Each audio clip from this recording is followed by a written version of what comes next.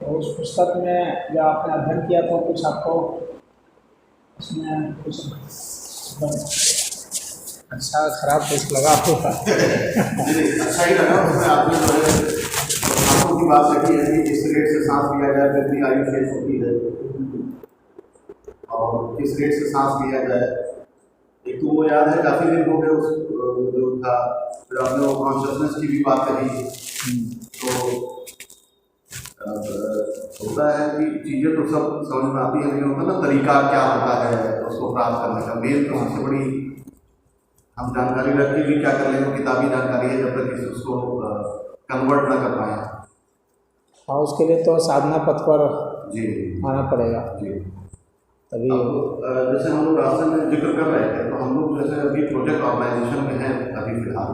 हम लोग को तमाम तरह के प्रोजेक्ट करने पड़ रहे हैं, मतलब और रात दिन घूमना, सभी तीनों लोग जो हैं इसी में ही। तो जो एक रूटीन है, अगर मान लीजिए हमने ये सोचा कि हमें ये करना है, तो हम लोग कोशिश किया भी, लेकिन कंटिन्यू नहीं कर पाए।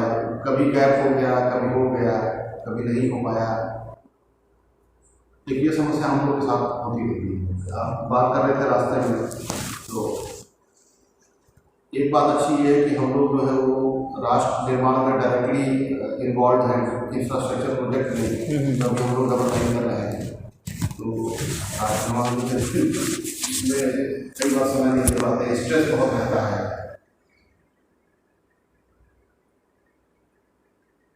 वीरेंद्र तो बहुत समय से कुछ साधना कर रहा है और भक्ति रस में ये लगा है। इसका मुख्य तो भक्ति योगी है।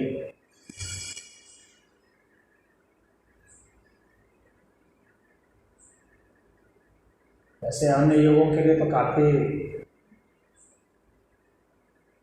पात्रता की जरूरत पड़ती है और विकट साधना की जरूरत पड़ती है।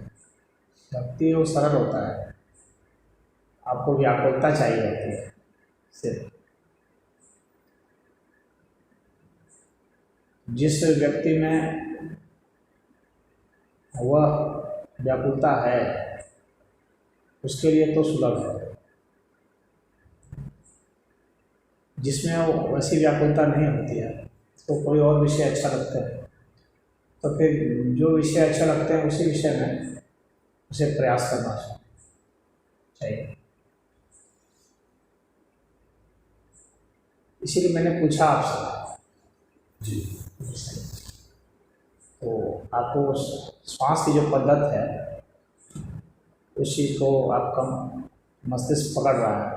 और भी चीज़ें थी उसमें, जिसमें कॉन्शियसनेस की आपने बात की थी, तो वो चीज़ भी इसमें सभी चैप्टर तब संगत थे। कुछ थोड़ा आपने एनाटॉमी से संबंधित था तो क्लियर हुआ मेरे लिए, लेकिन जैसे सभी सभी विषय आकर्षित कर रहे थे। श्वास से थोड़ा मैं समझा दूँ आपको कि एक तो सामान्य रूप से जो प्राणायाम करते हैं, जो ऐसे प्राणायाम बतलाया जाता है राजयोग में या अष्टांग योग में, तो वह एक मशीन की तरह लोग करते हैं।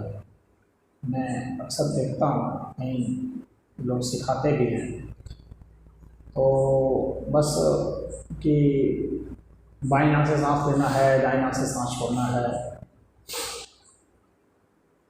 या दाएं से लेंगे बाएं से छोड़ेंगे, ऐसे इस तरह से जैसे एक वो एरोबिक एक्सरसाइज हो जाता है।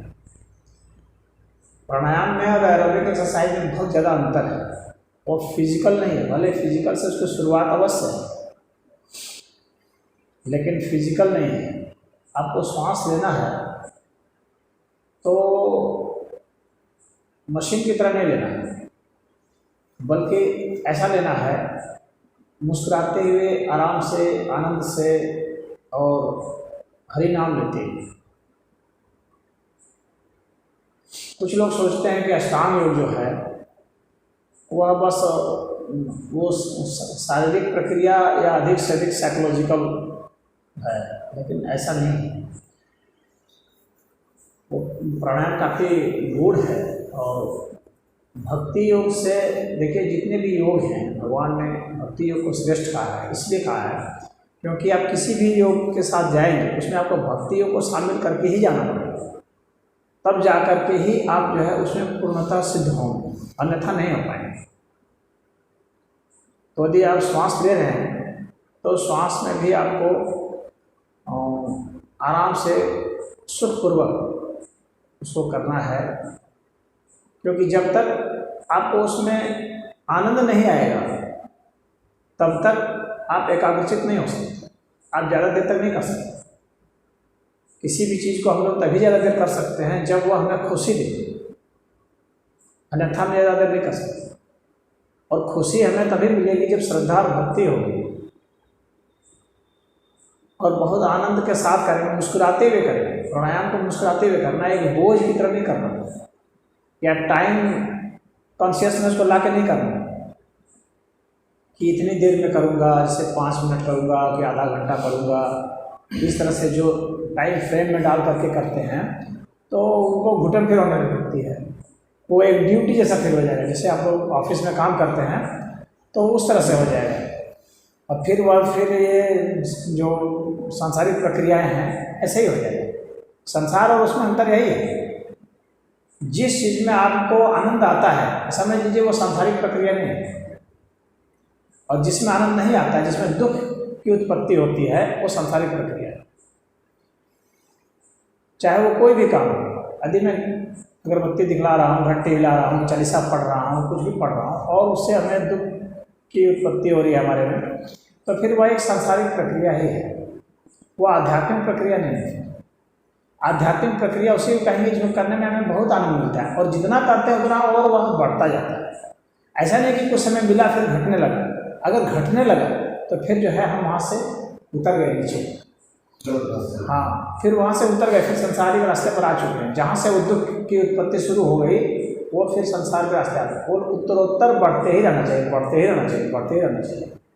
और इसीलिए जिसमें ऐसा होता है वह उसमें पूरा डूब जाता है, और वही उस अवस्था को प्राप्त होता है जिसको कि आत्मबोध कहते हैं, ईश्वर का साक्षात्कार कहते हैं, तो उसमें डूब जाता है। तो ऐसा तभी हो सकता है जब आप पूरा मुस्कुरा मुस्कुरा के सांस लेते हैं, और जितनी देरी होती है उतना मुस्कुराते हैं। हो सकता है बैठे बैठे होने से कहीं पर दर्द हो, क्योंकि दर्द जो है एक शारीरिक प्रक्रिया है, कहीं पर पेन शुरू हो। पेन देखिए दुख नहीं है, पेन एक अलग चीज़ है, दुख अलग चीज़ है। पेन साइकोलॉजिकल और फिजिकल है, दुख तो साइकोलॉजिकल और स्पिरिचुअल है।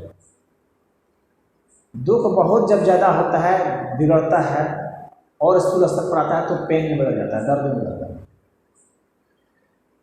तो आप जब भी श्वास लें या कोई भी मंत्र जपते हैं तो मंत्र बिल्कुल भी मायने नहीं रखता ज़्यादा मायने रखता है कि आप उसको किस तरीके से कर रहे हैं, कितने खुश होकर के कर रहे हैं।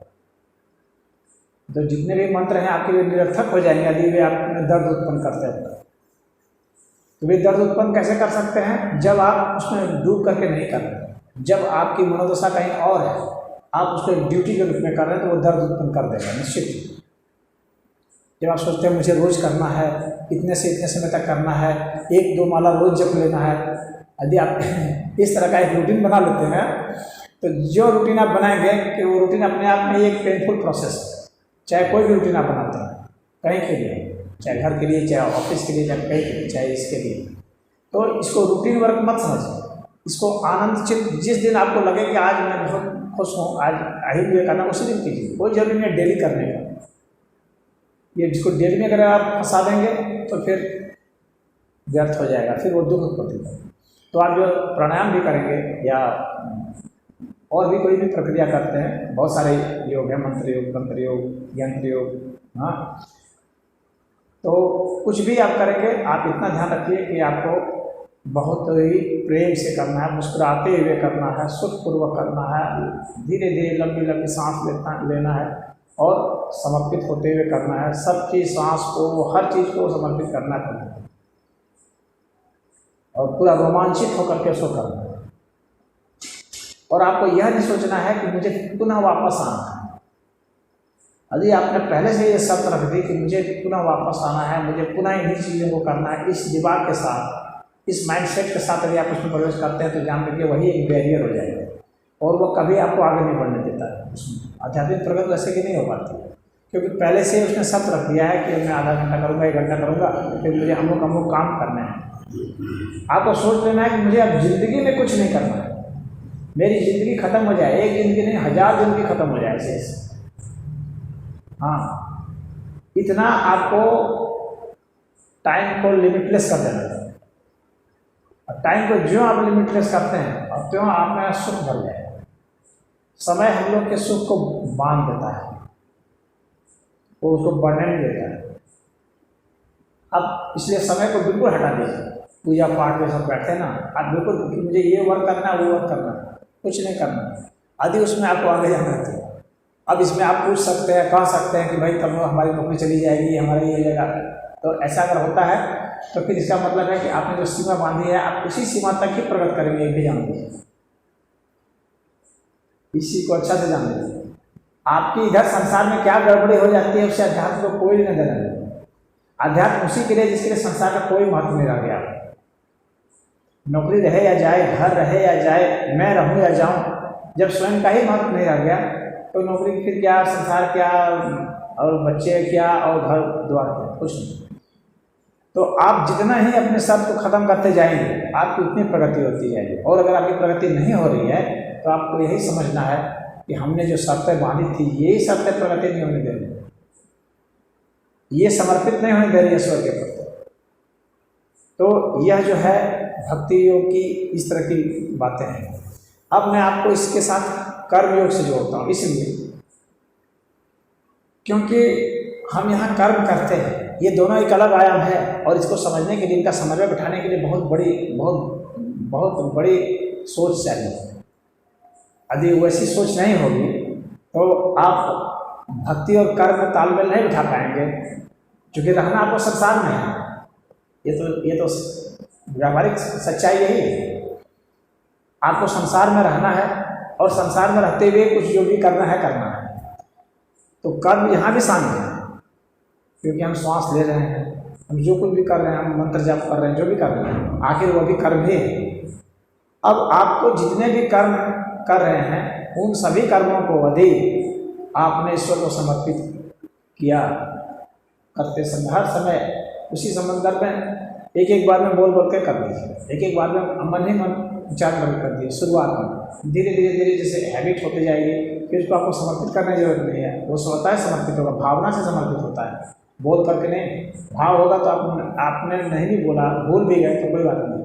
तो इस तरह से आप जितने भी कर्म करेंगे, ऑफिस के कर्म कर रहे हैं, खाने के कर्म कर रहे हैं, घर के कर्म कर रहे हैं, वे सब भक्ति में बदल जाएंगे और वे आपको सुख देने लगेंगे, वे आपको आनंद देने लगेंगे। अब आप संबंध, मैं समझता हूँ कुछ समझ पा रहे हो।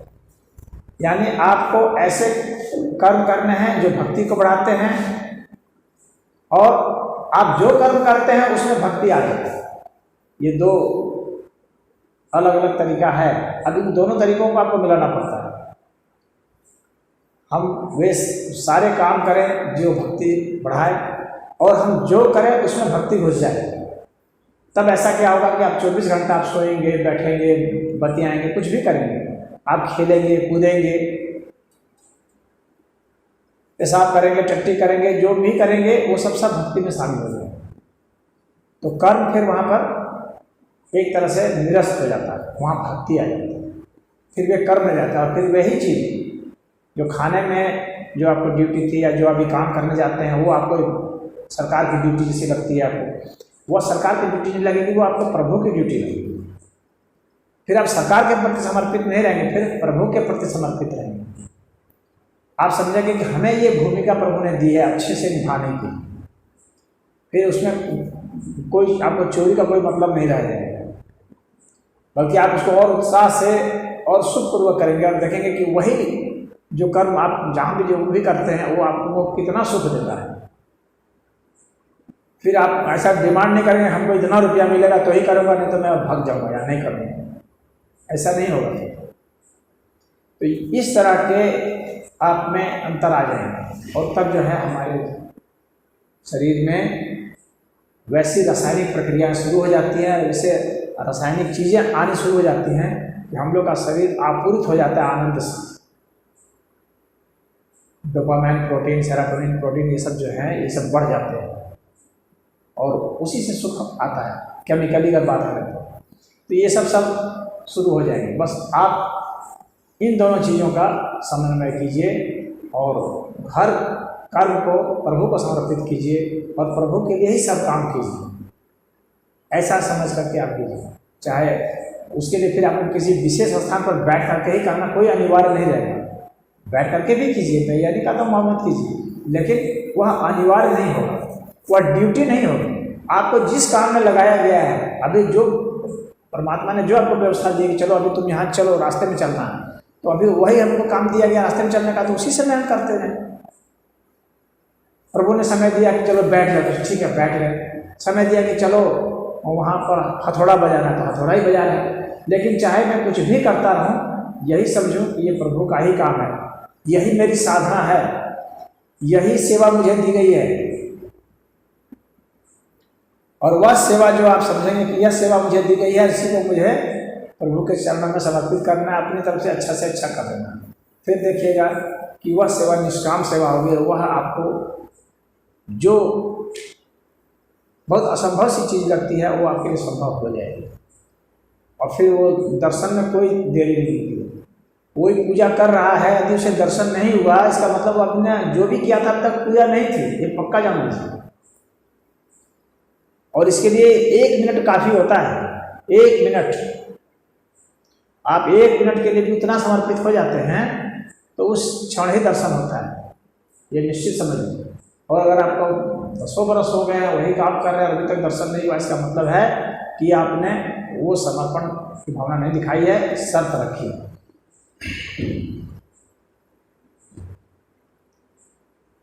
तो उस तरह से कीजिए, चाहे आप सांस भरिए, चाहे सांस छोड़िए, चाहे खाना खाइए, चाहे कपड़ा पहनिए, कुछ कीजिए, बस उतनी व्याकुलता, उतना जुनून के साथ। कैसे पता चलेगा कि हमारी प्रवृत्ति किस ओर, जैसे हम बस इसका 2 ही पैमाने हैं। एक पैमाना है दुख का घटना, दूसरा है सुख का बढ़ना। एक है दुख का घट जाना, दूसरा है सुख का बढ़ जाना। अगर आप कुछ भी करते हैं उसे दुख घटता है, समझिए कि वो आप अध्यात्म की ओर जा रहे हैं। चाहे कुछ भी कर रहे हो आप, XYZ, और सुख की वृद्धि होती जा रही है, इसका मतलब समझिए कि आप सही रास्ते पर, सही ट्रैक पर जा रहे हैं। समझ रहे हैं? जिस चीज़ से आपको पेन हो तो समझिए कि गड़बड़ है। अब इसके बाद जो और स्थूल रूप से जो पैमाने हैं उसमें है कि आप जब आप न्याय के रूप में पेश आते हैं, बिल्कुल न्याय करते हैं, तो निश्चित रूप से आपका दिमाग सम हो जाएगा, सम अवस्था को प्राप्त होगा, तो न्यायप्रिय होगी। सत्य वचन कहना, लोभ नहीं करना, ये सब मोटे तौर पर तो सबको पढ़ाया गया है। हाँ, तो लेकिन ये सब जो है ये सामान्य चीज़ें हैं। असली चीज़ वही है, आनंद की वृद्धि होती रहनी चाहिए और दुख घटते रहना चाहिए। ये जो है ऐसा पैमाना है जिसको कि मशीन के द्वारा भी नापा जा सकता है। और अन्य जो पैमाने हैं वह तो आपको अपने सब्जेक्टिव रूप से आपको खुद आंकना पड़ेगा, आपको देखना पड़ेगा मैं न्याय कर रहा हूँ या नहीं कर रहा हूँ, मैं कहीं पक्षपात तो नहीं कर रहा हूँ। हर घर में होता है, अपने भाइयों के प्रति, अपने बच्चों के प्रति, अपने पत्नी है और अपने अन्य लोग हैं, पड़ोसी हैं, कहाँ संघर्ष तो आपका होगा, आपके अपने घर वाले से और बाहर वाले से संघर्ष हो जाएगा। तो उस वक्त यदि आपका मोह होगा तो अपने घर वाले के साथ देंगे, यदि मोह नहीं होगा तो बिल्कुल जो न्याय होगा बस वही करेंगे। जो न्याय करता है वही आध्यात्मिक व्यक्ति है। जान लीजिए, वो कितना भी माला जपता है उसका कोई मायने नहीं रखता है यदि वो न्याय नहीं कर सकता। न्याय के मामले में कोई शत्रु और मित्र का कोई भेद नहीं होता है, बिल्कुल वो सम होना चाहिए। पड़ोसी अपना पराया कुछ नहीं होता है, बस क्योंकि न्याय जो है वह ईश्वर का एक मूर्त है, ईश्वर का एक सबसे बड़ा गुण है, तो वह होना चाहिए। उसी तरह से सत्य भी है, क्योंकि आप सत्य होगा तभी आप न्याय कर सकते हैं, नहीं तो नहीं कर सकते। सत्यनिष्ठ होंगे तो ही आप न्याय कर पाएंगे, न्याय करेंगे तो ही आप सत्यनिष्ठ हो पाएंगे। ये सब सारे एक दूसरे से मिले हुए। उसी तरह से जितना समाज से लेते हैं, आपको कोशिश करनी है कि उससे अधिक मैं समाज को दे दूँ। मरने के पहले तक आपको ये कोशिश करनी है कि जितना मैं लेता हूँ उससे अधिक दे दूँ, अपना परफॉर्मेंस अधिक से अधिक दे दूँ। आपकी तरफ से ये कोशिश होनी चाहिए कि कम से कम लेना, अधिक से अधिक देना। बैलेंस इस तरह से आप अपना बनाइए। बराबर मत कीजिए कि जितना लेना उतना देना मत कीजिए। आप अधिक से अधिक देने की कोशिश कीजिए और अंततः अपने को स्वयं को दे दीजिए। वह पूर्ण समर्पण हो जाए। और वैसा जिस दिन करते हैं बस उसी दिन आप पूर्ण आध्यात्मिक हैं। अगर लेस मात्र भी उसमें कमी रह जाती है तो फिर तो वो खटकेगा, उतना ही खटकेगा, थोड़ा सा ही खटकेगा। तो जो आध्यात्मिक व्यक्ति होते हैं ना, वो इतने संवेदनशील होते हैं कि मामूली सी बात जिसको साधारण को पता भी नहीं चलता है, उतने से ही उसको दुख हो जाता है। उसका दुख का लेवल इतना हाई हो जाता है, इतना सेंसिटिवनेस उसमें होती है कि छोटी सी बात जिसको सामान्य लोग नज़रअंदाज कर देते हैं, गौर भी नहीं कर पाते हैं, उससे वो पीड़ित हो जाता है कि कई दिन छोड़ नहीं पाता। तो लेकिन उसका वह जो दुख है वह दुख नहीं है जिस दुख की घटाने की हम बात कर रहे हैं। यह दुख करुणा वाला दुख है, इसको करुणा कहते हैं। तो ये करुणा आप में बढ़ जाएगी। इस तरह का दुख जिसमें न्याय हो। हाँ, अब न्याय अगर नहीं हो पा रहा है उसके कारण जो आपको दुख हो रहा है तो वह उसको करुणा कहते हैं, उसको वह दुख नहीं कहते। जो आपको अपने भोग के लिए जिस चीज़ की आप कामना करते हैं और उसमें जो बाधा आती है जिससे कि आपकी वो पूर्ति नहीं हो पा रही है, उसको दुख कहा जाता है। यानी अपने भोग की कामना से, अपनी वासना की कामना में जो बाधाएं आती हैं वह पूर्ति नहीं होती है और आपको वेदना देती है, वह दुख है। लेकिन जिससे आप असंख्यों को सुख पहुंचा सकते हैं, न्याय पहुंचा सकते हैं, तो वैसे के कारण जो अगर आपको वेदना होती है तो उसको दुख नहीं कहते हैं, उसको करुणा कहते हैं। तो वह जो करुणा का संचार, करुणा जो है आध्यात्मिक गुण है, दुख जो है ये भौतिक गुण है। तो वह आप में बढ़ता जाएगा। तो अपने जीवन में सदैव सजग रहेंगे, सजग रहेंगे तो ही आप ऐसा कर पाएंगे। और आप देखेंगे कि जहाँ पर आपने थोड़ा सा लोभ लालच कर दिया, मोह कर दिया, वहीं पर आप देखेंगे कि आपको खुद लगेगा कि मैंने अपने व्यक्तित्व के साथ अन्याय कर दिया। खुद आपको लगेगा कि मैंने कहीं ना कहीं रॉन्ग किया है और उसके कारण ही जो वो एक पीड़ा होगी वो वही दुख होगा। और वो पीड़ा सभी में होती है, वो बाहर प्रकट करता है या नहीं करता है। वही पीड़ा हम लोग को चैन से सोने नहीं देती है, चैन से जीने नहीं देती है। कितना भी हम कुछ इकट्ठा कर लेते हैं, कितना भी संग्रह कर लेते हैं, संग्रह करके हम सुविधाएं बटोर सकते हैं ना, संग्रह करके हम जो कभी आनंद नहीं पा सकते, शांति नहीं पा सकते। और शांति और आनंद जो है यही हर प्राणी का मोटिव है कि उसको वह मिल जाए और उसका कुछ अंश उसको मिलता रहता है। क्योंकि अगर उसका सर्वथा अभाव हो जाएगा तो उससे तुरंत मर जाएगा, इतना जान लीजिए। तो कुछ ना कुछ उसको मिलता रहता है। ऐसे लोग, जैसे कुछ लोग आपको सहानुभूति जताते हैं, तो सहानुभूति जताते हैं तो वे आपको ट्रांसफ़र करते हैं अपने संवेदना को, सुख को, जिसकी वजह से आप थोड़ा जी जाते हैं, सुकून में आ जाते हैं। उसी तरह से कोई स्थान, कोई पशु भी आपको सुख शांति देता है, कोई वनस्पति भी देता है कि आप उसके पास जाते हैं, फूलों को देखते हैं, पौधों को देखते हैं, ये आपको कुछ सुख शांति देते हैं क्योंकि उनकी संवेदनाएं आप में ट्रांसफ़र होती है। तो आपका जो है दुख कुछ वहाँ हर दिया जाता है। इस वजह से ही आप जी पाते हैं, अन्यथा आप जी नहीं पाते। अगर आपको सिर्फ मशीनों के बीच में छोड़ दिया जाए जहाँ आप संवेदना नहीं प्रकट कर पाए, जो आपको कुछ नहीं कर दे पाए उस तरह से, क्योंकि वे प्राणिक नहीं हैं, उनमें जो प्राण है वो इतने सूक्ष्म हैं कि वहाँ तक आप अभी पहुँच नहीं सकते। सिर्फ जो जीवित हैं उनके जो प्राण हैं वही आपको महसूस हो पाते हैं सामान्य अवस्था में। तो सामान्य आदमी उन मशीनों के बीच में मर जाएगा, वो नहीं जिंदा रह पाएगा। इतना दुख और क्लेश उसमें उत्पन्न हो जाएगा कि वो मर जाएगा। उसको प्राणिक जो चीज़ें हैं, चाहे वनस्पतियाँ हों, चाहे पशु पक्षी हों, चाहे कीड़े मकोड़े हों, चाहे आदमी जानवर कोई हो, उनके बीच में उसको रहना ही रहना है। तो आपने अपने प्राण शक्ति को बढ़ाना है, उनके साथ संबंध बनाने हैं। और जब संबंध आप बनाएंगे तो आप न्याय के साथ संबंध बनाएंगे। तो आप देखेंगे कि कैसे प्राण शक्ति का और सूक्ष्म प्राण शक्ति का संचार आप अपना रहे हैं, और वो आपको आनंद की वृद्धि करते हैं, आपके दुख को घटाते हैं। इसीलिए आप पशुओं को सहलाएंगे तो आप देखेंगे कि आपके भीतर का दुख घट गया। क्यों? क्योंकि जो सहलाने की जो प्रक्रिया है उसमें आपका माइंड सेट हुआ था कि मुझे इसे सुख पहुँचा। सहलाने की कोशिश का मतलब ये हुआ कि मुझे इसे सुख पहुँचा। आप पौधों को पानी दे रहे हैं, इसका मतलब आप सोच रहे हैं कि मुझे इसे जीवन देना है। तो ये जो आपकी सोच है ना, उस सोच से आपके सुख की वृद्धि होती है। बात समझ में आ रही है? आपने पानी दिया, उससे सुख की वृद्धि नहीं हो रही। आपकी वह जो सोच है कि मुझे इसे प्राण देना है, मुझे इसे जीवन देना है, इसलिए मुझे इसे पानी देना है, मुझे इसे खाद देना है, तो आपका संचार होगा उस सुख का। तो इस तरह से ही जब आप किसी के साथ व्यवहार करेंगे तो आप में प्राण शक्ति बढ़ती जाएगी, आप में सुख की वृद्धि होती जाएगी। जिसकी आप बात कर रहे थे कि कैसे होगा, तो ऐसे ही होगा। अधिक से अधिक लोगों को प्राण देने की कोशिश कीजिए, अधिक से अधिक लोगों को जीवन देने की कोशिश कीजिए, सुख देने की कोशिश कीजिए, आनंद देने की कोशिश कीजिए। और उससे क्या होता है कि आपके भीतर में स्वयं ही वह उत्पन्न होता है। वह उत्पन्न होगा तभी आप दे भी पाएंगे, नहीं तो नहीं दे पाएंगे। मनुष्य वही दे पाता है जो उसके पास होता है। तो यदि आप दुखी होंगे तो आप दुख देंगे। आपके पास जिस चीज़ की बढ़ोतरी होगी वही आप दे पाएंगे। तो यदि आप चाहते हैं सुख तो आप सुख दीजिए। लेकिन लोगों की मनोवृत्ति ऐसी है कि कोई मुझे प्यार दे तो मैं प्यार दूंगा।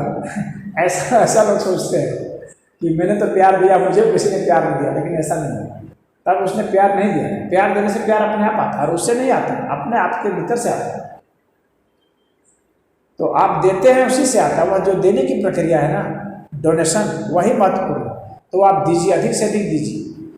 जितना आप लेते हैं उससे ज़्यादा दीजिए। जितना आपको प्यार मिलता है बाहर से, उससे ज़्यादा देने की कोशिश कीजिए, और इससे उत्तरोत्तर वो बढ़ता चला जाएगा। यही इसका विज्ञान है, अध्यात्म का।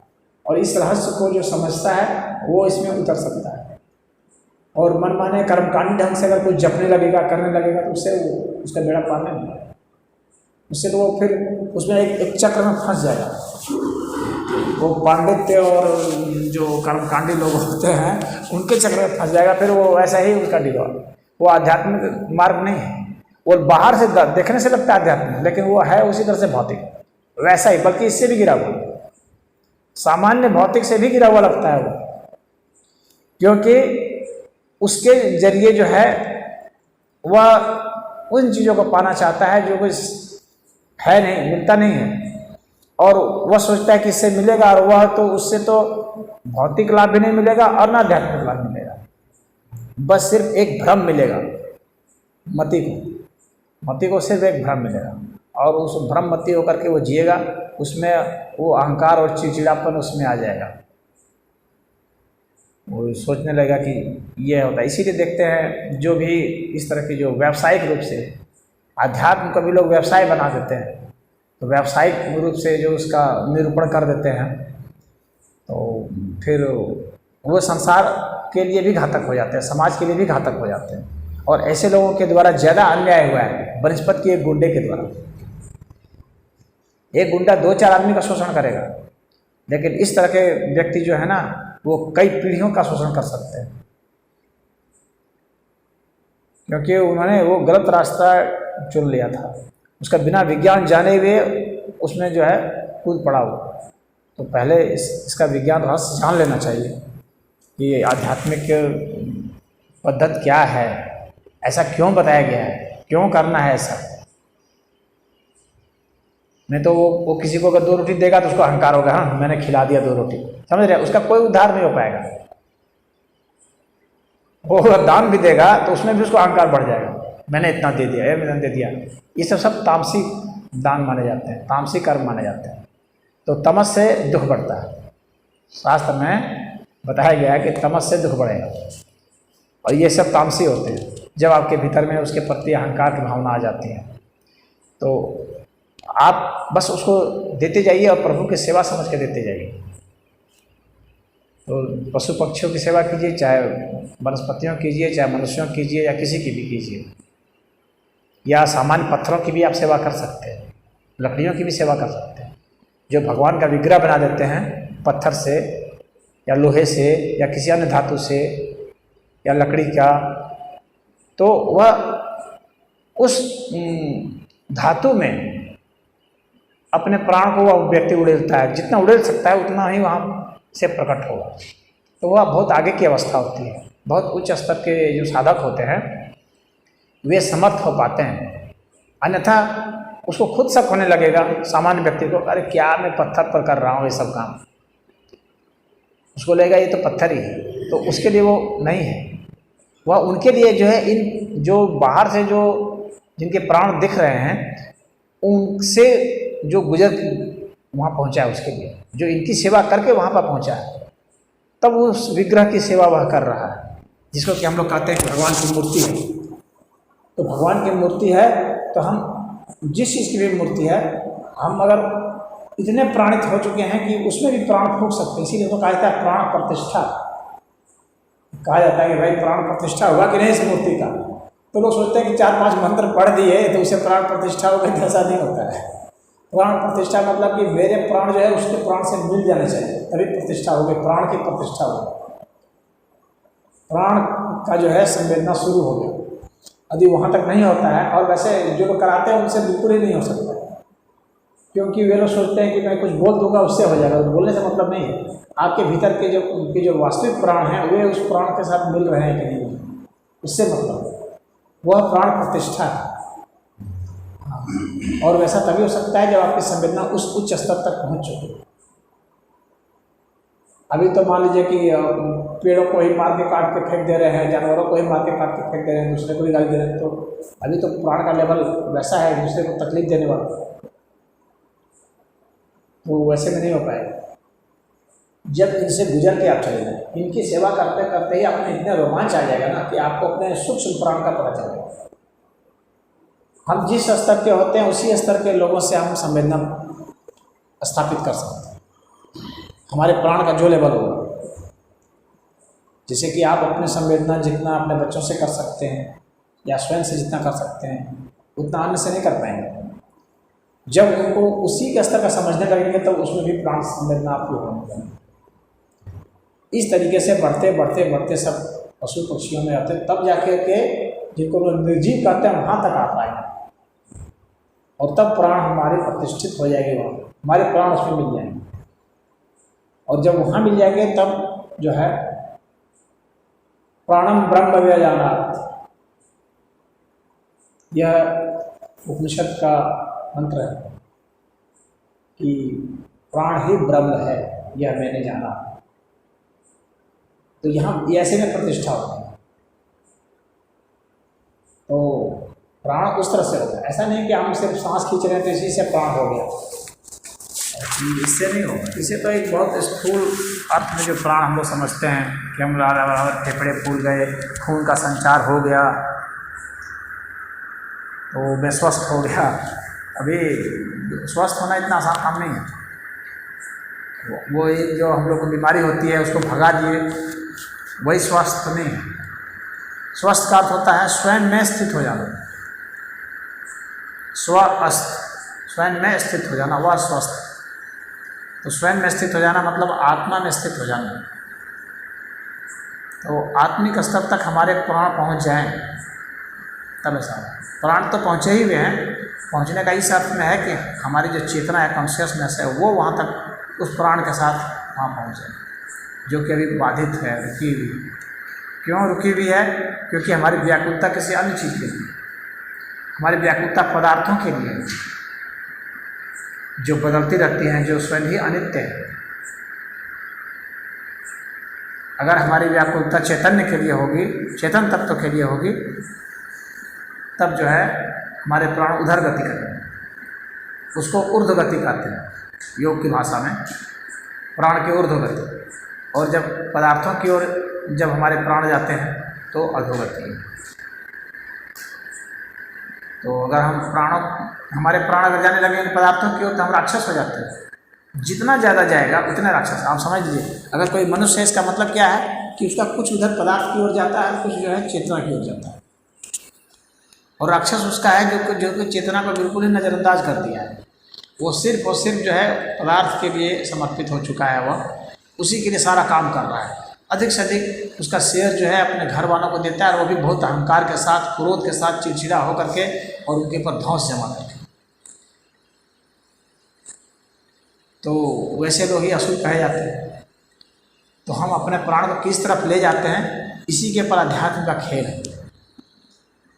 तो जितने भी साधु संत हुए हैं उन्होंने यही कहा है कि प्राण को उधर से इधर की ओर मोड़ो, विकृति से प्रकृति की ओर मोड़ो।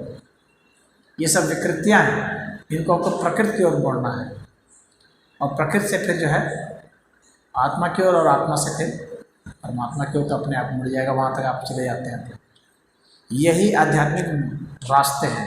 और ये कॉन्सेप्ट आज के लिए, चूँकि आप पहला दिन आप लोग का है आपका, तो मैं समझता हूँ इतना आज के लिए काफ़ी है आप लोगों के लिए।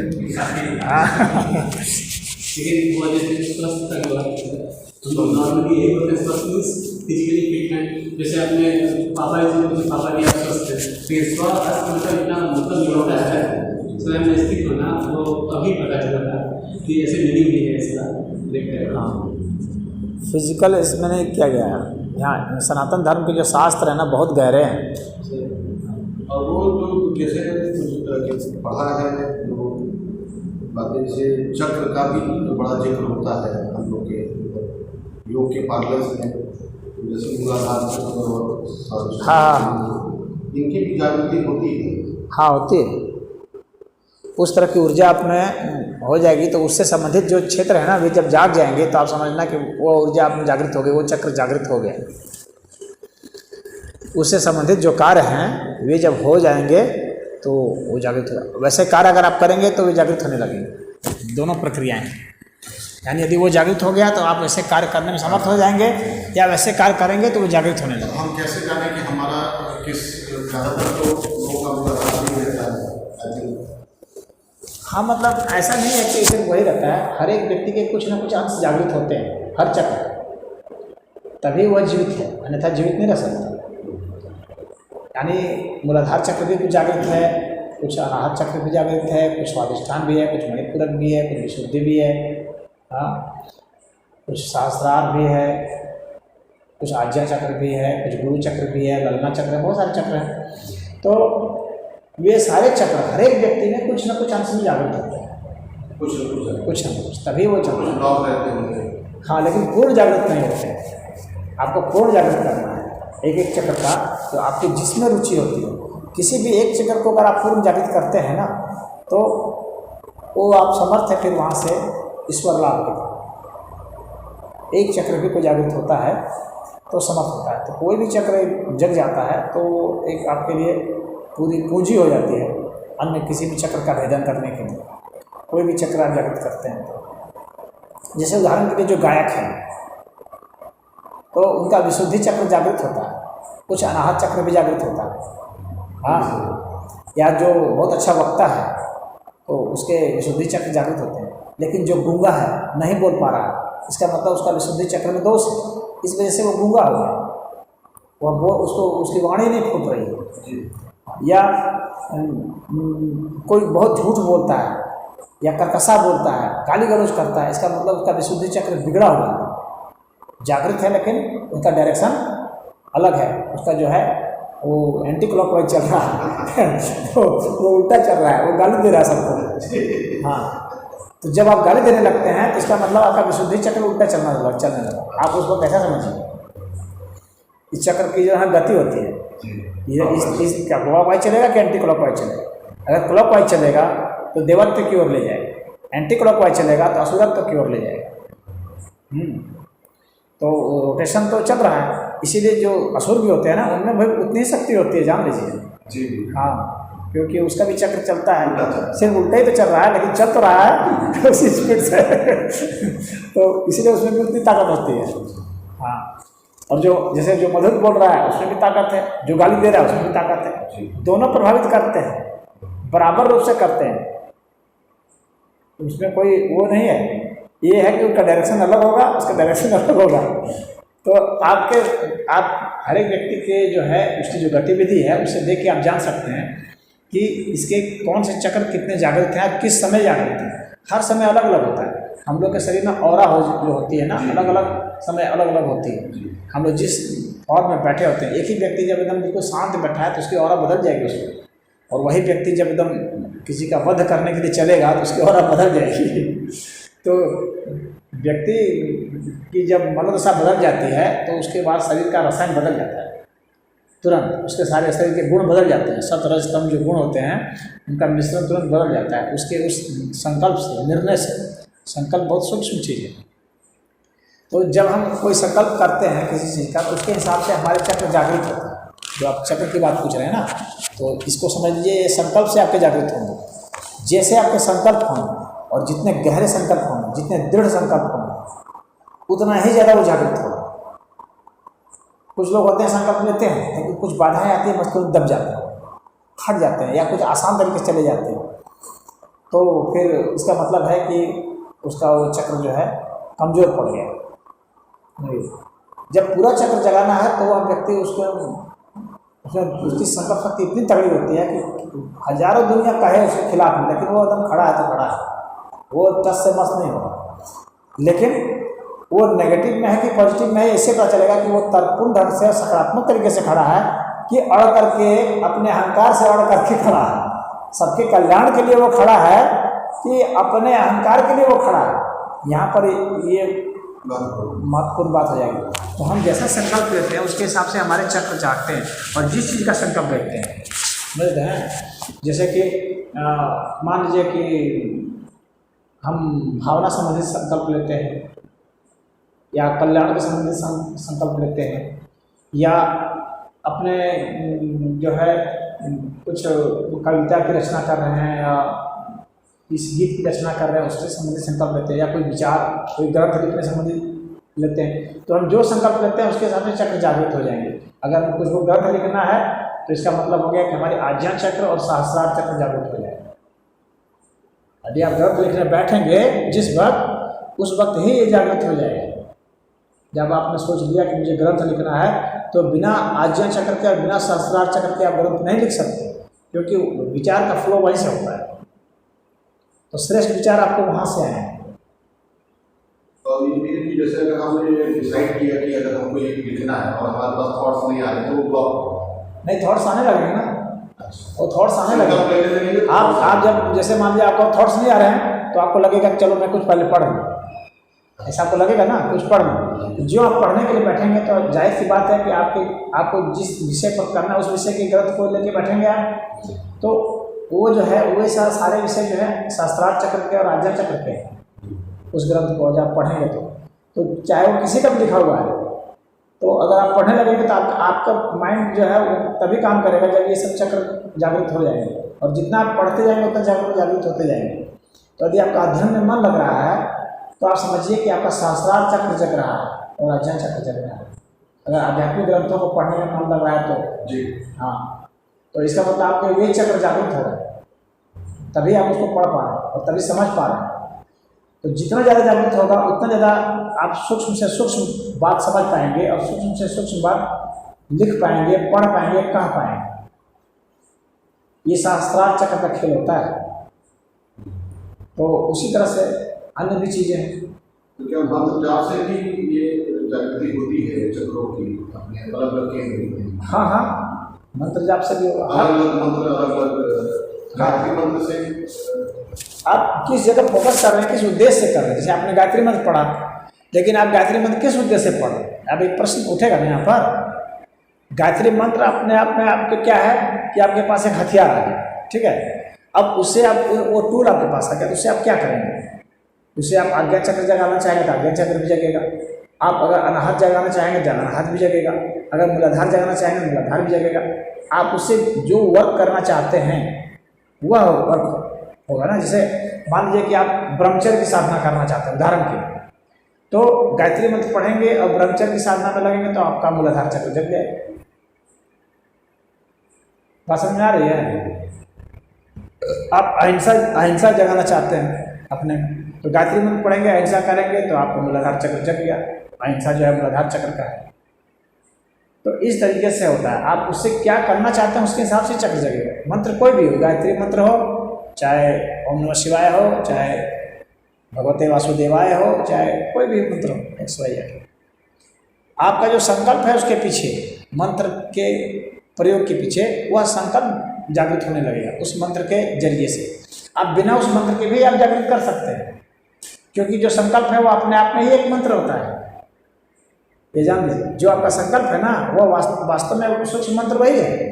यह मंत्र तो यह स्थूल मंत्र है, यह मंत्र आपको उस संकल्प को जगाता है जो कि वास्तविक मंत्र है, वो आपका मूल मंत्र है जो संकल्प लिया है। यह जो है कृत्रिम मंत्र है, यह जो है कृत्रिम मंत्र है जो आपको किसी ने बताया है, दिया है, शास्त्र ने दिया, किसी साधु संत ने दिया, वह कृत्रिम मंत्र है।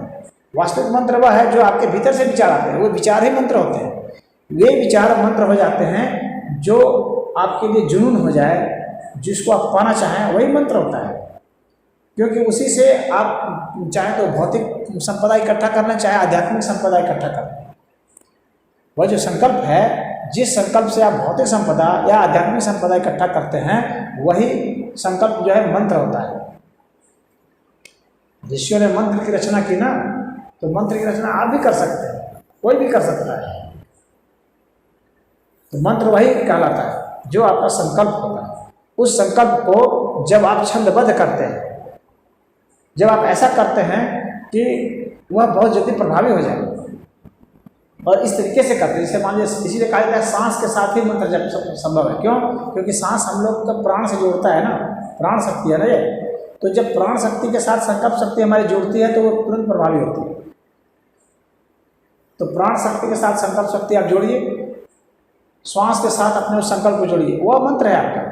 उस मंत्र के साथ चाहें तो आप एक दूसरा मंत्र भी जो शास्त्रीय मंत्र है उसको जोड़ सकते हैं, लेकिन वे शास्त्रीय मंत्र हैं। तो वास्तविक मंत्र तो वह है जो कि आपके भीतर से उत्पन्न हुआ, जो संकल्प, जो विचार आपने उत्पन्न किया, वह वास्तविक मंत्र है, क्योंकि उस पर आपको पूरा भरोसा है ना, आपको पूरा भरोसा है मुझे ये करना है। जैसे मान लीजिए कि एक विद्यार्थी संकल्प करता है कि मुझे फर्स्ट डिवीजन आना है, उसका वह मंत्र हुआ।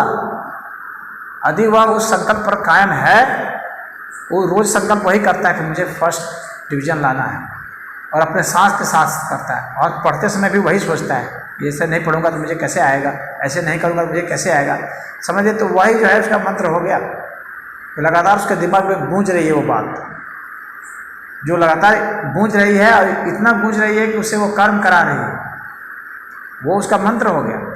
अब चूंकि उसका लक्ष्य बाहर की ओर है, उसका लक्ष्य बाहर है, मुझे फर्स्ट डिवीजन लाना है। अगर वही उसका संकल्प होता कि मुझे जो है प्रभु भक्ति में लग जाना, तो अब वो बाहर की ओर नहीं जाके अब अंदर की ओर जाने लगेगा, समझ रहे हैं? तो वह उसका मंत्र हो गया। मुझे सेवा करनी है, ये मंत्र हो गया। मंत्र का मतलब यह नहीं होता है कि जो वेद में लिख दिया गया है वही मंत्र है। कुछ लोग ऐसा सोचते हैं कि उसमें जो लिखा है वही मंत्र है। नहीं, मंत्र का अर्थ समझिए। मंत्र जो है मन और त्र से बना हुआ है। हाँ, जो हमारे मन को त्राण देता है, हमारे मन की जो रक्षा करता है, वह मंत्र है। मंत्र की जो परिभाषा है वो यही है कि हमारे मन की जो रक्षा करता है। और हमारे मन की रक्षा कौन करेगा? जो बेहतर संकल्प होगा, जो अच्छा संकल्प है वह हमारे मन की रक्षा करता है। तो हमारे लिए वह मंत्र हुआ। हर एक व्यक्ति के लिए अलग अलग मंत्र होंगे, और मंत्र जो हम आपको आरोपित कर दें और जो मंत्र आपसे उपजे, दोनों में कौन प्रभावी होगा बताइए?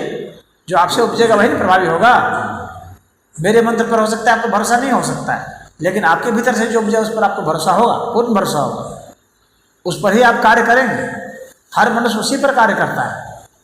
इसलिए जो स्वयं से उपजता है, जो संकल्प जो कि आपको भीतर की ओर ले जाता है, अंदर की ओर, वह आध्यात्मिक मंत्र कहलाते हैं।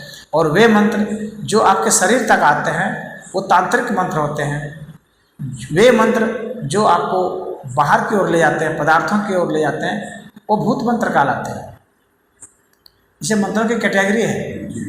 हाँ, तो आप जिस तरह से चाहे, ये सब मतलब उच्च स्तर के मंत्र नहीं माने जाते हैं, जो कि हमें भौतिक पदार्थों की ओर ले जाते हैं। तो वही सब जो है भूत सिद्धि, यक्षिणी सिद्धि, इस टाइप के जो मंत्र होते हैं ना, हाँ, पिशाचिनी सिद्धि, तो वे ये सब ये पदार्थों की ओर ले जाने वाले, तो उनसे पदार्थ आपको प्राप्त होते हैं, निश्चित होते हैं। और जो तन को साधने के लिए है वे सब जो है तांत्रिक मंत्र हैं। हाँ, जो मन को साधने के लिए वे मांत्रिक मंत्र हैं। ऐसे भी मंत्र हैं जो कि सिर्फ मन को साधने के लिए होते हैं, वे मांत्रिक मंत्र कहलाते हैं। और गुरु दीक्षा भी बहुत महत्वपूर्ण होती है, इसके बिना कोई संभव नहीं। हाँ, गुरु की कहा जाता है कि बिना गुरु दीक्षा के संभव नहीं है। हाँ, तो गुरु दीक्षा क्या है इसको भी समझ लीजिए। गुरु दीक्षा ये नहीं कि कहीं गए और कहे कि हमारा कान फूंक दीजिए, हो गया दीक्षित हो गया, वो गुरु दीक्षा नहीं होती है। वे सब कर्मकांड ही पालू है। हाँ, वो सब लोगों को बहकाने भटकाने के लिए, लोगों को फुसलाया जा रहा है, लोगों को बहकाया जा रहा है, भ्रमित किया जा रहा है।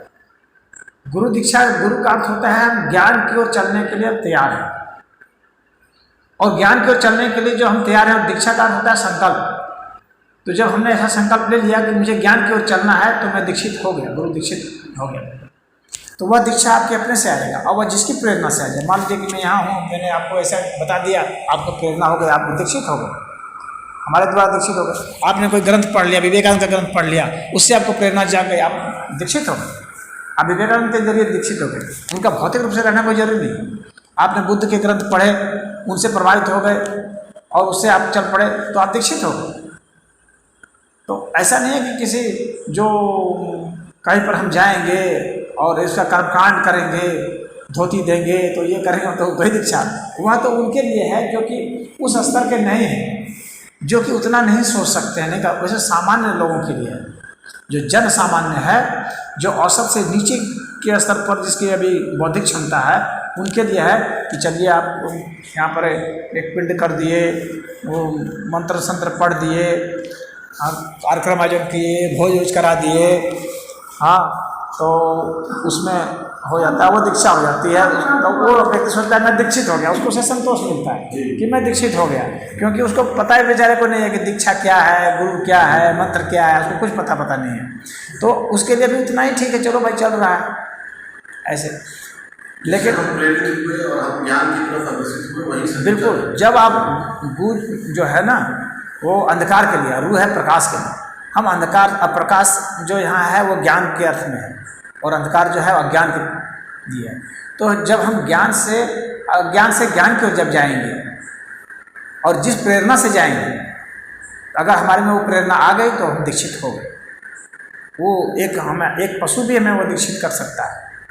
इसीलिए उनके जो है दत्तात्रेय के कितने गुरु माने गए। आकाश भी गुरु है, तो जल भी गुरु है, बिल्कुल गुरु है। जो हमें प्रेरित कर देता है वो गुरु है, और हमें प्रेरित कर दिया ज्ञान की ओर, वो गुरु हो गया।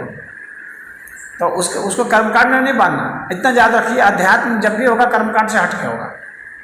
जो कर्मकांड में उलझ जाते हैं फिर वे इसमें नीचे गिर जाते हैं। आप दीक्षित हो गए, ज्ञान की ओर चल पड़े, हो गया आप, और क्या दीक्षा लेंगे आप? कोई कान में गायत्री मंत्र फूंक देगा तो उसे क्या हो जाएगा? कुछ नहीं होगा, वो सिर्फ एक कर्मकांड होगा बस। हाँ, और गायत्री मंत्र पढ़ करके भी आप दीक्षित हो सकते हैं, मैं ये नहीं कहता कि नहीं दीक्षित होती है, लेकिन तब जब कि गायत्री मंत्र ही आपको प्रेरित कर देता हो। और ऐसा तब हो सकता है, ऐसा हो सकता है, लेकिन तब जब गायत्री मंत्र को हम व्याख्यायित करते हैं, गायत्री मंत्र को हम इतना अच्छा से खोल के उसके रहस्य को समझाते हों, तो गायत्री मंत्र हमें दीक्षित कर देगा। क्योंकि वो मंत्र जो है उसमें सारे अर्थ निहित हैं, वो निरर्थक नहीं है, उसमें अर्थ है। लेकिन उन अर्थों को जब मैं समझाता हूँ, और जब समझाता हूँ और सामने वाला समझ जाता है, प्रेरित हो जाता है, तो वो गायत्री मंत्र से दीक्षित हो गया। अन्यथा अगर सिर्फ मैंने मंत्र का उसमें एक जाप कर दिया, उसके मुंह में, कान में, उसके सामने, उसके चेहरे पर या बाहर से, तो वो दीक्षित हो गया, ऐसा नहीं है। ये नादान लोग समझते हैं ऐसा। यदि मुझे किसी को गायत्री मंत्र से दीक्षित करना है, तो गायत्री मंत्र में पढ़ूंगा पूरा, उसका एक एक चीज़ समझाऊंगा, बारीक बारीक चीज़, किस तरह से वो इस संसार से संबंधित है, किस तरह से आत्मा से संबंधित है, किस तरह से शरीर से संबंधित है, किस तरह से परमात्मा से संबंधित है। जब वो समझ जाता है तो वो गायत्री मंत्र से दीक्षित हो गया, वह मंत्र से दीक्षित हो गया, और मैंने समझाया तो मुझसे दीक्षित हो गया। इस अर्थ में होता है दीक्षा। और अगर वो स्वयं ही पढ़ करके कहीं से समझ लिया तो हो गया। ये अंततः सारी प्रक्रिया इसीलिए न है कि आप जो है अपने दुख को घटा सकें या सुख को वृद्धि कर सकें, चाहे वो किसी के भी माध्यम से। वहाँ इस व्यक्ति से बंधे कि उस व्यक्ति से बंधे ठीक नहीं है, क्योंकि बंधन तो दुख का कारण है ना। तो आप बंधन में क्यों पड़ेंगे किसी के भी? ना आप मंत्र के बंधन में पड़िए, ना आप व्यक्ति के बंधन में पड़िए, ना किसी ग्रंथ के बंधन में पड़िए, ना किसी इष्ट देवता के बंधन में पड़िए। मुक्त का मतलब मुक्त होता है वो, बस जो सत्य है, जो न्याय है, हाँ परमात्मा अनंत है, तो जो अनंत सत्ता है आप उनके प्रति समर्पित ना होंगे। अगर आप बंध गए, बहुत लोग बंध जाते हैं कि फलनवा गुरु से इससे हम दीक्षित हैं, धिकरवा से हैं, तो ऐसे लोग क्या है कि फिर अब बंद, अब उनका दिमाग ब्लॉक हो गया। अब वे कभी भी ऐसी चीज़ नहीं मतलब वो ग्रहण करेंगे जो कि उनका गुरु मना कर देता हो, समझ रहे हैं? तो इसका मतलब है कि आप उसके गुलाम हो गए, आप मानसिक रूप से उसके गुलाम हो गए, जबकि आप निकले थे आज़ाद होने के लिए। तो कोई व्यक्ति आपके माइंड को कंट्रोल करे वह उचित नहीं है। वो व्यक्ति खुद ही नारकी है जो कंट्रोल करने की कोशिश करता है, और जो व्यक्ति हो रहा है वो तो खैर दास हो ही गया उसका। तो हम लोग का समाज में मानसिक दासत्व तो बहुत ज़्यादा है और सदियों से आ रहा है। मुसलमान क्या है? मोहम्मद के दास है, उसे निकल ही नहीं पा रहे। बात समझ में आ रही है कि नहीं? इसीलिए कोई मुसलमान है, नहीं तो क्यों मुसलमान है? उसी तरह की मैं यही समझाता हूँ, किसी के भी दास मत बनिए, फ्री थिंक कर रही है। वेद में कहा गया है आनु भद्रारीतवः यन्तु विश्वतः, अपने कल्याण के लिए सारे विचारों को हर दिशाओं से हर समय आने दो। यह वेद का मंत्र कहा रहा है, कितना उच्च स्तर का मंत्र है। तो हमें इसीलिए कहा जाता है, जब व्यक्ति समाज में क्या हुआ कि वेद को जो है हम लोग जब उसका पठन पाठन और समझाने के बंद कर दिया प्रक्रिया, तो उसे भ्रांति हो गई बहुत ज़्यादा। पूरे विश्व से हर जगह से आने दो ना, हर समय विचारों को क्यों रोक रहे हो? जो श्रेष्ठ विचार हैं, जो भद्र विचार हैं, उनको आने दो हर दिशाओं से हर समय। तो उसको मत रोको कि यहाँ नहीं। अब मैं उधर गया था, ये इस्कॉन वाले हैं, तो एक बार मैं उधर गया था एक मंदिर में, एक सज्जन विवाह गए थे मुंबई में। तो वहाँ पर मैंने देखा कि अब उनको क्या बताया जा रहा है कि उपनिषद वही पढ़ोगे जो प्रभुपाद लिख दिए हैं, दूसरा नहीं पढ़ोगे। गीता वही पढ़ोगे जो प्रभुपाद लिख दिए हैं, दूसरा नहीं पढ़ोगे। अरे अरविंद घोष की गीता खराब है कि ये सुखदास जी की गीता खराब है कि पोदार जी की गीता खराब है? तो इस तरह के जो बंधन बना देते हैं, इसका मतलब है कि फिर आप जो उसको एक क्या कहते हैं धर्मांध बना रहे हैं, फैनेटिक बना रहे हैं, आप उसको आज़ाद नहीं होने दे रहे हैं। और वह व्यक्ति सोचता है कि नहीं, गुरु का आदेश मुझे पालना है, तो उसको यही नहीं समझ में आता गुरु है क्या। गुरु का तो ज्ञान है ना, तो ज्ञान का तुमको आदेश पालन करना है कि उस व्यक्ति का आदेश पालन करना है? बात समझ रहे हैं कि नहीं? आपको ज्ञान का आदेश पालन करना। ज्ञान का क्या कह रहा है? ज्ञान कह रहा है कि सभी दिशाओं से आने दो। तो ऐसे जो गुरु घंटाल लोग हैं ना, इस देश में इतने ज़्यादा गुरुडम फैला हुआ है, इससे हम लोग का देश अस्त व्यस्त त्रस्त हो गया है। और ये सब जो है, जैसे राजनीतिक पार्टियां होती हैं जो सदस्य बना लेते हैं, उसी तरह से ये लोगों ने सदस्य बना रखा है, संख्या बना रखी है, जो कि फ्री थिंकिंग नहीं होने देते। इनसे बेहतर मैं नास्तिकों को समझता हूँ, कम से कम जो स्वतंत्र होकर के कुछ विचार करते हैं, भले खिलाफे में बोलते हैं, लेकिन कम से कम अपने दिमाग से तो बोल रहे हैं। जो अपने दिमाग से कुछ भी बोले वो बेहतर मेरे समझ में है। हाँ, तुम हर तरह के ग्रंथ को पढ़ो, सब तरह के ग्रंथ को पढ़ो, हर तरह के लोगों की बात सुनो, और ऐसा जब करते हैं तो आपको समझ में आता है कि क्या जो है हितकारी है, क्या नहीं हितकारी है। हाँ, कौन श्रेष्ठ विचार है, कौन श्रेष्ठतम विचार है, कौन अच्छा विचार है, कौन थोड़ा सा औसत विचार है, कौन खराब विचार, ये आपका पूरा रेंज समझ में आएगा। तो मैं ऐसा समझता हूँ कि वही गुरु दीक्षा है, दीक्षा का संकल्प। यह नहीं कि आप जो है ले लिए कहीं से तो वो दीक्षित हो गए। अगर आपको उससे प्रेरणा नहीं मिली, आप बंध गए, तो आप समझिए दीक्षित नहीं हुए। कोई व्यक्ति अगर आपको ऐसा दीक्षित करता है और कहता है आपसे तुम आज़ाद हो, तो समझना कि वो सही दीक्षा दे रहा है। वो कहता है कि आपसे तुम वही करोगे जो मैं कहूँगा, समझिएगा कि गड़बड़ हो गया। हाँ, तो वैसे को तो लात मारिए, भागिए वहाँ से, अपनी जान बचाइए।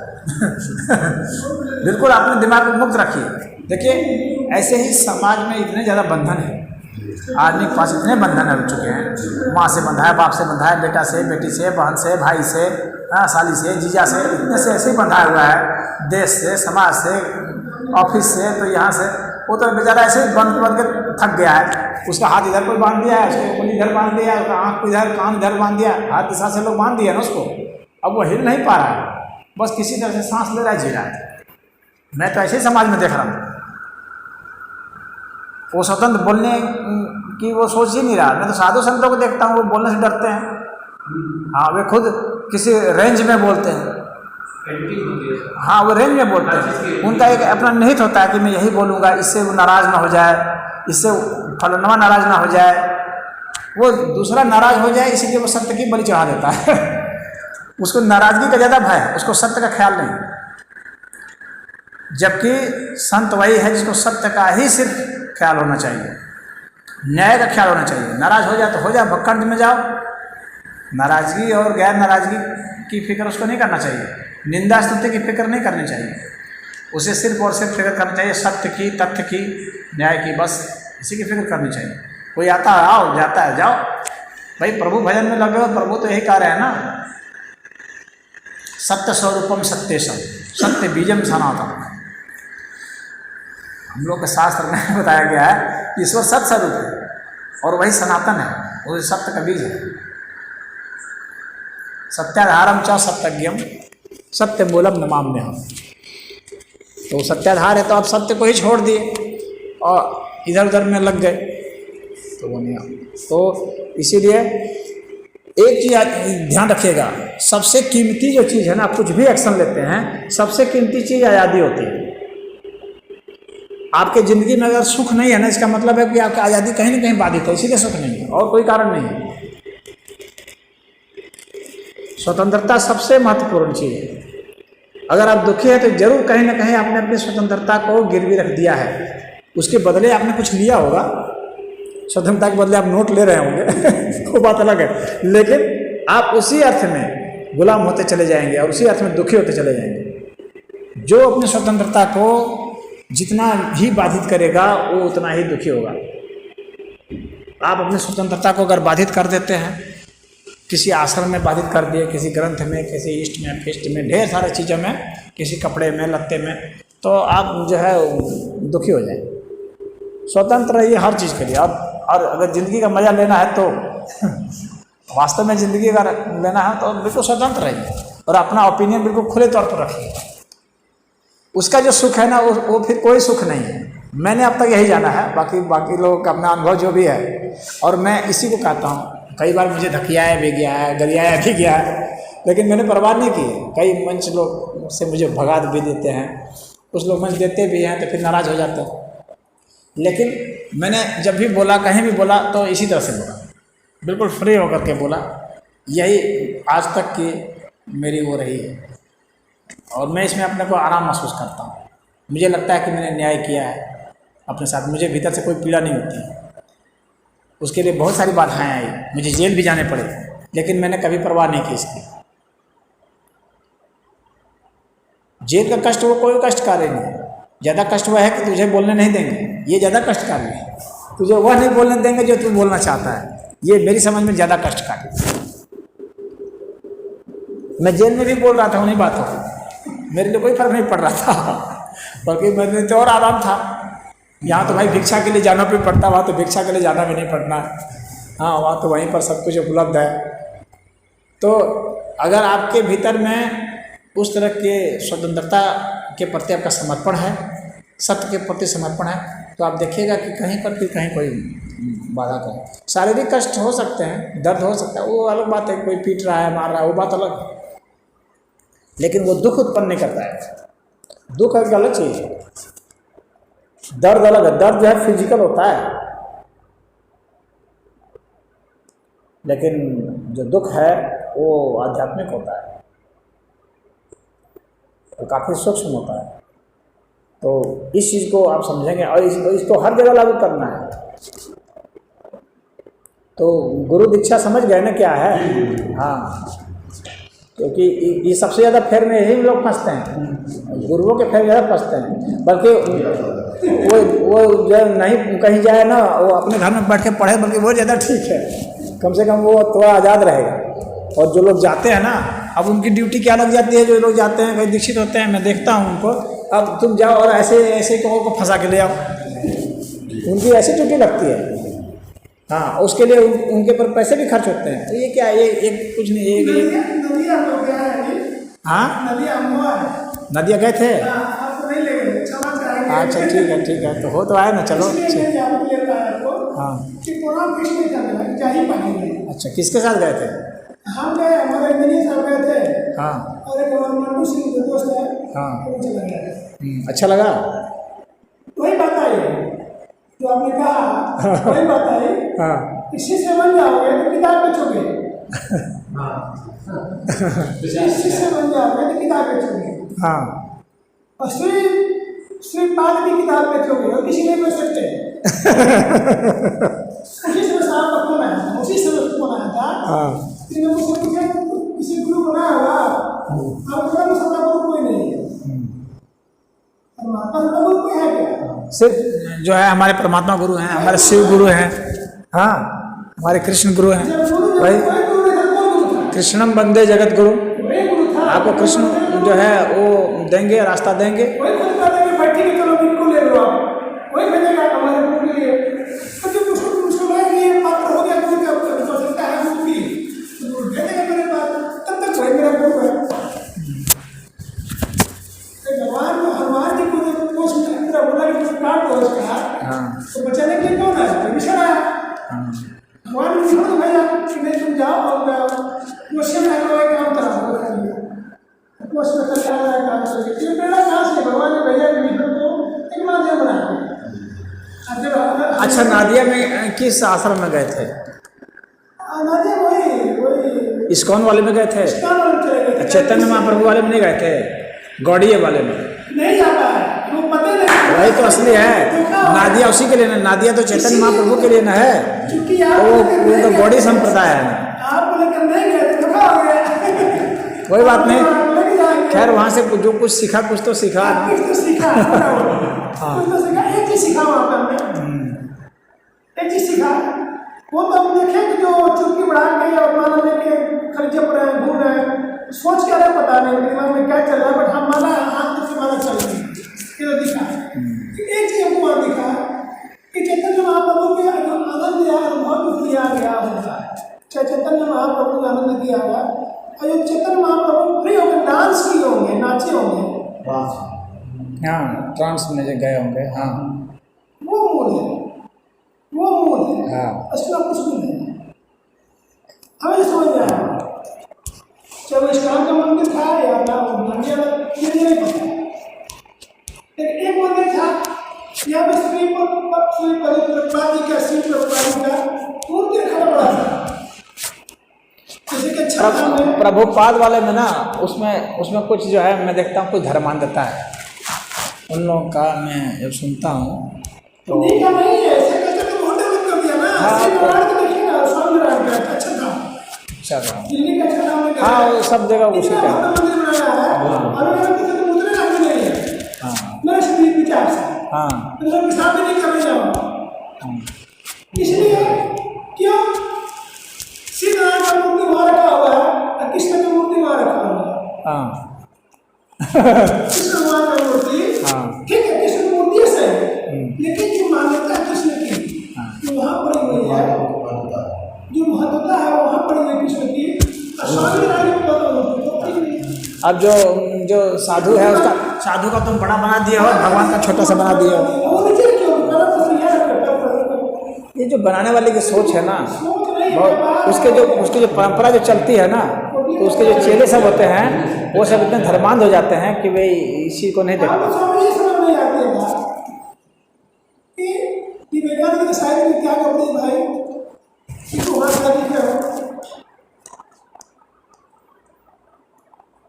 जाए कृष्ण की गीता में क्या कमी है, चाहे वेदों की व्याख्या में क्या कमी है कि तुम नया व्याख्या बुझाया क्या जरूरत है?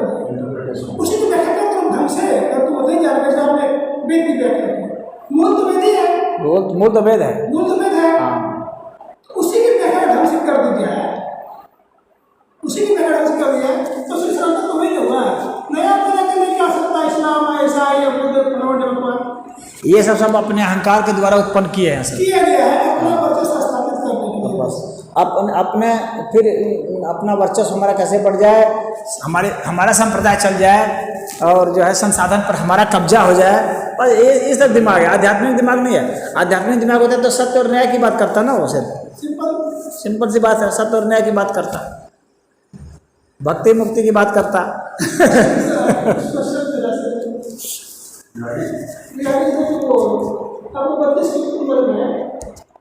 अच्छा वो तो 32 की उम्र में जी, मतलब ये था कि पहले मतलब ऐसा अपना पर्सनल एक्सपीरियंस थोड़ा सा आपसे जानना चाहिए कि हमें क्यों है क्या है ये मुझे पता नहीं चल रहा है। मैं जैसे हम लोग तो जो है नॉन वेज और ये सब वाले प्रकार की धर्म में ये सब था, ठीक है, कभी पूजा पाठ में कभी विश्वास भी नहीं रहा और कॉन्वेंट में भी पढ़ाई लिखाई किया, जब नौकरी में भी मिली यूपीएससी क्वालिफाई किए और IIT सेंटर जहाँ था वो मिलता क्या करते थे। तो ऐसे 32 वर्ष की उम्र रही होगी जब, अभी तो मैं 47 हो गया है, 32 या 34 के आसपास से 2005 की बात है। तो उस समय जो है ज़्यादातर अपने स्ट्रेंथ पे बहुत भरोसा था कि हम जो चाहेंगे वो पा जाएंगे। तो फिर जब IAS की तैयारी के नहीं हुए तब ये यूपीएससी में इंजीनियरिंग सिलेक्शन में हुआ, पहला लाइफ का झटका यही था, कह रहे वो चाहे नहीं हुआ और इसमें आ जाए। तो रेलवे तो कभी सोचा ही नहीं था, पहला जो दुख का कारण हमने बताया वो यही है। रेलवे तो मैंने कभी सोचा नहीं था, तो मतलब वहाँ यहाँ से दिक्कत तो होता था, अब जो भी था हो सकता है अपना मतलब अहंकार रहा होगा। हाँ खैर आए, कोई दूसरा रास्ता भी, ऐसे भी नौकरी की है, साउथ अफ्रीका में पोस्टिंग हुई। तो ऐसे ही जो है एक बार जिम और ये क्या नाम आपका हम लोग बैडमिंटन खेल के वापस आ रहे थे, सोचा नहाने से पहले कोई किताब देख करके पढ़ेंगे, पढ़ते पढ़ते सो जाएंगे। तो डिस्कवरी ये क्लब का जो केयरटेकर था तो वो मुस्लिम था, उससे मैंने कहा यार तुम किताब डिस्कवरी ऑफ इंडिया पढ़ेंगे, कुछ ऐसे से पढ़ा था तो याद आ जाएगा कुछ ऐसा है ना, पहले कभी पढ़ते थे। ये मैसेज ऑफ उपनिषद, उसने वो किताब नहीं मिली, मैसेज ऑफ उपनिषद लिया उसने। तो स्वामी जी का नाम भूल रहा है, जो लोग लिखा था उनकी मृत्यु बाद में हुई, मतलब द मैसेज ऑफ उपनिषद करके, द मैसेज ऑफ उपनिषद जी किनका था? अब वो स्वामी जी का नाम नहीं आ रहा। अच्छा हमारे उसके कुछ 94 के वर्ष में उनकी मृत्यु हुई, उस समय जिंदा थे जिस समय मैंने किताब पढ़ी। तो जब किताब खोली तो मुझे कुछ समझ नहीं आया, मतलब मैं आज भी कहूँगा मुझे बहुत ज़्यादा नहीं समझ आता। हाँ वो काफ़ी गुड़ है जी, गुड़ भी है, काफ़ी गुड़ है, उपनिषद बहुत गुड़ है। There was something which was attracting me towards that. अभी मैं समझ नहीं पाया कि व्हाट वाज दैट। हाँ तो बहुत देर तक विचलित रहा और जो है समझ ही नहीं आ रहा था कि क्या है। तो लेकिन मन बेचैन हुआ कि there is something beyond this जो हम कर रहे हैं, there is nothing which is beyond this senses, beyond senses. लेकिन what is that, how to achieve, वो नहीं पता था, नहीं पता था और शायद मैंने भी करते नहीं। तो अगले दिन फिर जो है थोड़ा सोचा कर मन अपने आप ही स्वामी विवेकानंद की किताब की तरफ और कई चीज़ें देखी समझी, आधा पढ़ा आधा छोड़ा। योगानंद जी का आश्रम था वहाँ पे, रांची वाले हैं, उनका भी विशाखापट्टनम में था। मैं विशाखापट्टनम में पोस्टेड था तब की बात कर रहा हूँ।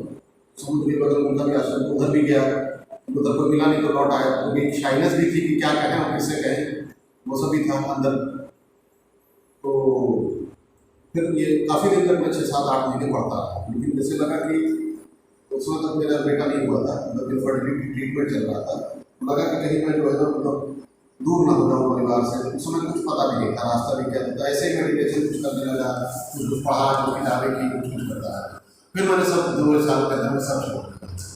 फिर जो है अपने नौकरी परिवार वगैरह में फिर सब व्यस्तता हुई। बीच में भाई की भी मृत्यु हुई, छोटा भाई था मेरे से। कुछ अपने उतार चढ़ाव हुए, लगा कि ये सब चीज़ों से फिर लगा कि पढ़ाई कोई चीज़ होती है, तो एक्सपेरिमेंट चलते रहे। फिर ज्योतिष में भी थोड़ा इंटरेस्ट आया 2014-13 में अपने आप ही। इंटरेस्ट आया कैसे, मुझे लगा कि कुछ देर something divine which is there something called past life karma जो खींचती है। अब क्यों है ये मुझे कारण नहीं पता था। फादर मेरे जब शादी तय हो गई थी तो उस समय वो कुंडली का लेकर के कैलकुलेशन करते थे। कुछ पुस्तकें मेरे घर में पड़ी थी, तो पढ़ी होगी, ध्यान ही नहीं किया। एक बार पता नहीं कैसे नजर पड़ी तो कहा कि चलो भाई थोड़ा देखा जाए। देखे तो उसमें भी इंटरेस्ट आने लगा। जब इंटरेस्ट आया तो पढ़ते पढ़ते पढ़ते कुछ कुछ उसमें भी आप थोड़ा थोड़ा आप ज्ञान हासिल किया, फिर चलो उसको अप्लाई भी करते हैं तो 2-3 लोगों ने अप्लाई भी करना शुरू किया, सबसे इकट्ठा भी हुआ। कुछ चीज़ें सही भी, 10 में से 4 चीज़ें सही, 2-3 चीज़ें सही हो ही जाती हैं। लेकिन क्योंकि नॉनवेज और ड्रिंक मैं करता था तो इसलिए मैंने उन सब चीज़ों को लगा कि इनसी के साथ साथ ये सब करना ढूंढ है, या तो वो छोड़ दो या ये छोड़ दो।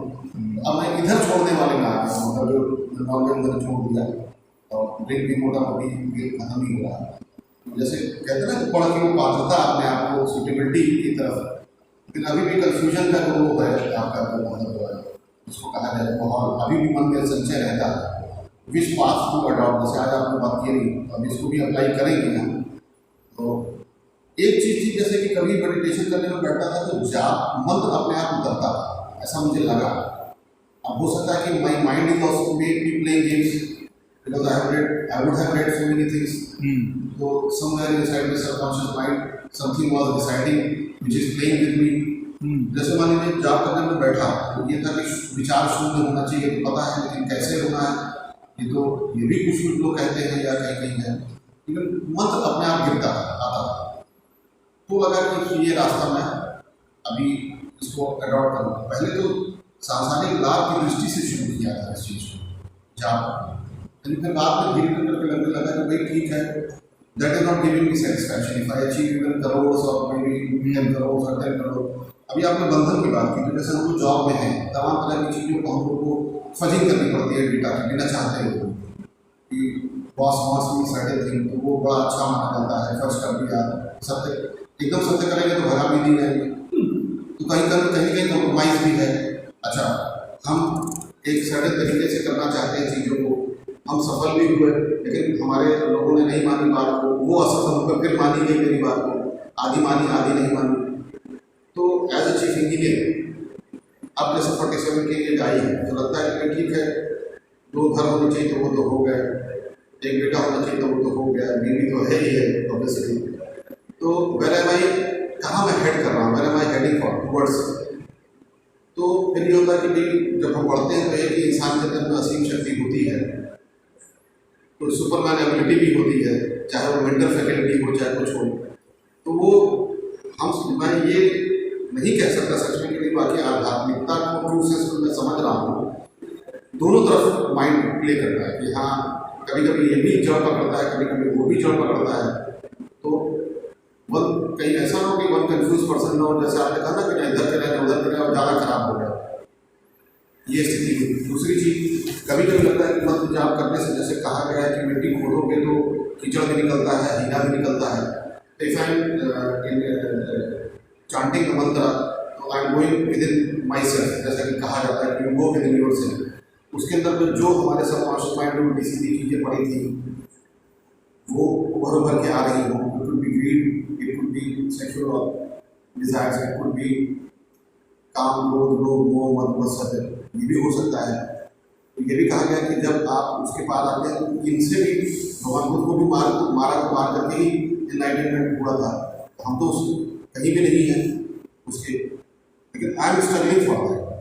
तो जो जैसे आपने कहा ना गुरु के बिना पढ़ा तो नहीं, बिना गुरु के कुछ नहीं हो सकता, तो हमें लगा नहीं कुछ हो सकता है। तो वो भी होता है कि इधर आदमी टहलता ही रहता है कि अल्टीमेटली तो आपने ही कहा कि अल्टीमेटली इस जब अल्टीमेट ब्लिस, सुख जो आप कह रहे थे, मेरे अल्टीमेट ब्लिस के बारे में बात कर रहे थे, which we are looking for, which we want और desire in life, the ultimate bliss that can not be, पदार्थ से नहीं पाई जा सकती है, वास्तव से नहीं प्राप्त किया जा सकता है। नहीं प्राप्त किया जा सकता है तो या तो फिर वो हमारे अंदर पूरी मर जाए या भस्म हो जाए, तब हम उधर आ जाए। नहीं, ऐसा ना हो कि हम उधर भी गए, इधर का भी रह गया, कुछ इधर रही और उसी में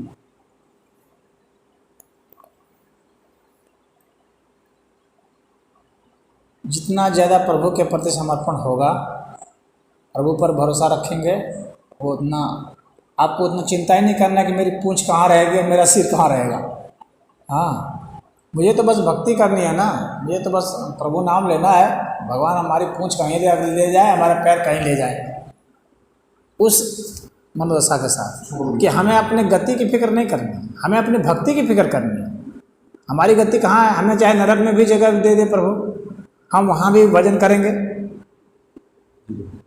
बात समझ रहे हैं? हमें जिस भी हाल में रखेगा हम बस भजन कर लेंगे। बस हमें भजन से मतलब है, हमें कुछ और भी नहीं चाहिए भजन के अलावा। हम भजन को एक माध्यम नहीं बनाएंगे, वो कोई बिटकॉइन नहीं है कि उससे जो है हम कुछ परचेज करेंगे। हाँ नहीं, उससे कुछ नहीं करेंगे। हमारे बस भजन ही हमारे सब है, वही साधन है, वही साध्य है, वही सब कुछ है। उसके अलावा हमें कुछ और नहीं चाहिए। इसको अनन्य भक्ति कहते हैं। तो अनन्य भक्ति ही श्रेष्ठ भक्ति मानी जाती है। भक्ति में बहुत सारे भक्ति हैं, आर्त भक्ति भी है। हाँ, तो आर्त भक्ति नहीं, अनन्य भक्ति वही श्रेष्ठ भक्ति मानी गई है। और श्रेष्ठ भक्ति में और हमें कुछ भी नहीं चाहिए। मैं कहाँ रहूँगा? मैं नरक में रहूँगा, स्वर्ग में रहूँगा, मैं प्रभु के पास रहूँगा, कि संसार में रहूँगा, कि मनुष्य शरीर में रहूँगा, कि हिरण बन जाऊँगा, कि पेड़ बन जाऊँगा, कुछ भी मैं रहूँगा। मैं जहाँ भी रहूँ बस प्रभु का भजन मेरा चलता है। हमारी सेवा, हमारे से जितना हो सकता है हम सेवा करते रहें नाम से। बस हमें कुछ उसके बदले कुछ नहीं चाहिए, ना ज्ञान चाहिए, ना ध्यान चाहिए, ना भक्ति, ना कुछ मुक्ति, कुछ भी नहीं चाहिए हमें। XYZ कुछ नहीं चाहिए, यही सबसे बड़ी उपलब्धि होती है। I want nothing and I want to be nothing.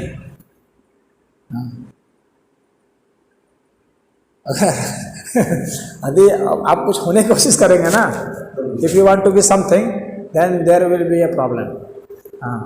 Because wanting that means here ego is playing some role. If you are wanting something, that means ego is playing some role, and it is धीरे-धीरे करके ही मतलब बढ़ाया जा सकता है। नहीं, ये धीरे धीरे से कोई मतलब नहीं है। ये धीरे धीरे कुछ नहीं होता है। आप जब भजन करते रहिए ना, आप क्यों कहते धीरे धीरे? वो धीरे करना है कि तेज करना है तो प्रभु करेंगे ना। वो धीरे तेज वो करेंगे ना, आपको कुछ नहीं करना है ना। आप धीरे तेज, आप बस आपको बस अपना, बस आपको बस खाली भजन करना है, भजन करना है। और वो वही भजन भी सोचिए कि प्रभु ही कराएंगे। हाँ, इतना प्रभु के प्रति वो हो जाइए कि वो भजन भी प्रभु ही कराएंगे। और वो धीरे कराएं, जल्दी कराएं, 1000 वर्ष में कराएं कि 1 मिनट में करा दें। वो फिर सफलता की कोशिश नहीं करनी है। कुछ लोग सफलता के लिए आतुर होते हैं कि मैं सफल हो जाऊँ। ये सफलता की इच्छा मतलब फिर संसार, सफलता की इच्छा फिर संसार। हाँ, ये सफलता के चक्कर में मत पड़िए। ये कोई बिजनेस वाला सिस्टम नहीं है। अरे अब तक हम इतना किए, अब तो कुछ नहीं हुआ। कुछ लोग ऐसे सोचते रहते हैं, हम इतना किए अब तक कुछ नहीं हुआ। इसका मतलब है कुछ होने की इच्छा कर रहे थे कि मैं इतना करूँगा तो इतना कुछ हो जाएगा। तो फिर वहाँ पर एक वो व्यापारिक दृष्टिकोण रख रहे थे। तो हाँ, वो गिव एंड टेक छोड़ दीजिए। ये इस संसार का रूल वहाँ नहीं पड़ा। असल में संस्कार जो हम लोग के दिमाग में होते हैं ना, गिव एंड टेक वाले, वही खींच करके हमको वहाँ ले जाते हैं। लेकिन उसकी सूक्ष्मता को आपको समझते जाना है। और जैसे जैसे आप समझते जाएंगे वो छूटते जाएगा। आप प्रभु को प्रार्थना कीजिए कि भाई प्रभु हमारे से ये सब छोड़ा दीजिए हमको, ये सब।